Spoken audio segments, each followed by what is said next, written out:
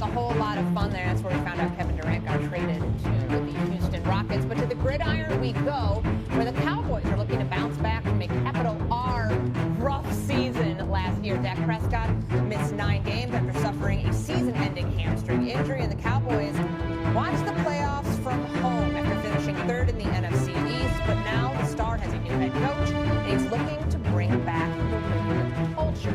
Brian Schottenheimer told our Todd Archer that he wants Dallas greats from the 1990s in the building, saying, quote, I think the more guys that are around, the more we see their Super Bowl rings, which they wear very proudly. I think that's great for our guys because that's why we don't hide from them. End of quote. Kevin, your reaction to Brian Schottenheimer's comments are? First of all, it's good. Like, there are some organizations that shun their former players or keep them at arm's length and don't want them around. It's good to embrace your history. There's a couple things about it. Number one, if the Super Bowl ring guys are going to come around and say, oh, this team is not even close to the level of talent that we had 30 years ago or 50 years ago, depending on when you won those rings. But no, I think that a lot goes into winning culture, and you don't really know what it is, but I think that they're the 3rd best team in the division, and that's not, you don't get a ring for that. Yeah, I guess they could if Jerry could make money, he'd print their 3rd place rings. Yeah, no, look, I agree similar to Kevin. Like, I think Brian Schottenheimer's going to do a great job. I worked with him for a long time in New York. He's very relatable to the players. And let's face it, Dak Prescott at $60 million a year had to sign off on this hiring. So that's a great start. Their defense is going to be a work in progress. But this is a team that I think will play better than expected. Probably in 3rd place. Far cry from where the expectations were a year or two ago. But maybe that gives them a little time to build things the right way. Yeah, I have a personal story. It's kind of similar to this. Earlier this week, I was a little bit nervous about First Take and how I was going to feel about doing this thing. And then I saw Kevin Clark there at Green Room, and they said, this guy's been on here a lot. He's a world champion First Take person. I said, well, Kevin Clark can do this. I can definitely do this. This is something that'll motivate the Cowboys. They see other champions out there, that maybe that'll make them feel like, hey, I can do this too. So I think that this could have a similar impact. Come collect your First Take summer project. There you go.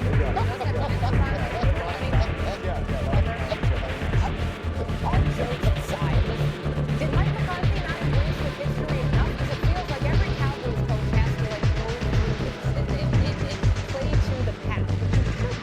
Well, does this actually translate to wins? Do you think this is more just like a feel-good sort of story that we're talking about in the offseason? Or can this actually have a tangible effect? Yeah, I think Mike McCarthy's a very good coach, but the expectations were just too much, and they really never got over the hump. And let's face it, at this point, Philadelphia certainly has surpassed them, and Washington is certainly well on their way. And that's why I think the difference is, hey, you can embrace your past, you can learn from the all-time greats, Troy, Emmett, and the like, but it's the expectations that, again, this is beyond, Dak. The nucleus is very young. Now, they got to figure out what to do with George Pickens, but that's why I think he has a chance to have a good first season and establish a program here. I think part of the point is it speaks to how much goes into being the Cowboys coach. It's not football. It's not only embracing the history. You go to an Oxnard training camp practice, and you got to go glad hand with CSI actors and embrace 5,000 fans who all came from all over America to see it's different in Dallas. It really is. And so I think it's just about, hey, bring everybody back, embrace it,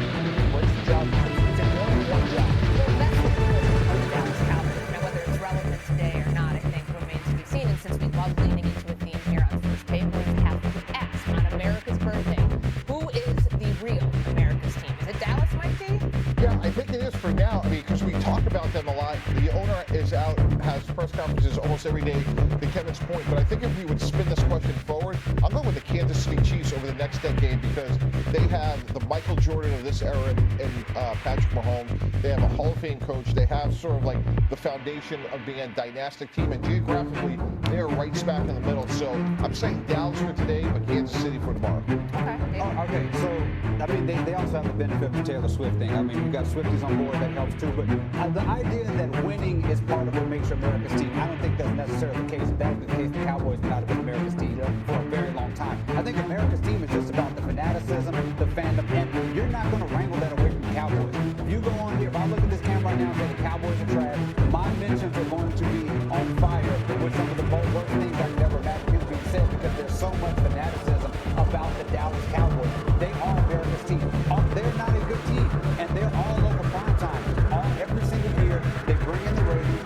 Everybody has an opinion about the Cowboys. Love or not, people don't watch sports. They either love the Cowboys or they hate the Cowboys. They are quintessentially American team, and it's sort of baked into America's culture so much that I don't know how anybody can just rip it from the cause of the Cowboys. So, David, I agree with you in that you're never going to have a bigger fan base than the Cowboys. It is unbelievable. We all work in media or the internet. We understand what the numbers are. Okay, that's why we talk about the Cowboys so much. But when I talk about what it means to be America's team, what it means to be American, I don't think there's any team more American than Detroit Lions. What it means to be a football fan in America and to just hope for something better, know something, just have the faith that something is going to happen that is great. That's been a Lions fan base for 50, 60 years. It's finally happening. I spent time with Dan Campbell when he first took the job, and he was choking up thinking about all the Lions fans have moved because he's talking about he was a player there in 2008 when the house market crashed, and then